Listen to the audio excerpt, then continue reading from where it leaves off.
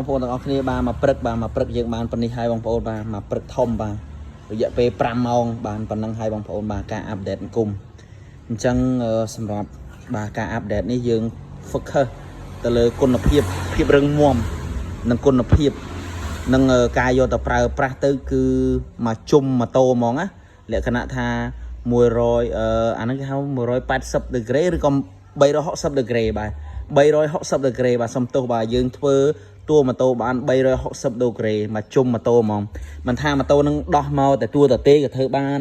មិនថាម៉ូតូនឹងដោះតម្លាក់ម៉ាស៊ីនក៏ធ្វើបានមិនថាម៉ូតូនឹងដោះកក៏ធ្វើបានមិនថារុញចូលទាំងមូលក៏ធ្វើបានយើងធ្វើបាន360ដឺក្រេតាក់ទងនឹងតួម៉ូតូយើងធ្វើបានអាគប់អសង្ការេអាវេវអាទ្រីម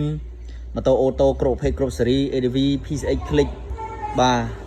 ហើយនឹងម៉ូតូធំយើងធ្វើ Winner Exciter ឬក៏ម៉ូតូធំផ្សេងៗទៀតយើងអាចធ្វើបានច្រើនអរគុណបាយបាយតាមដានវីដេអូបន្ត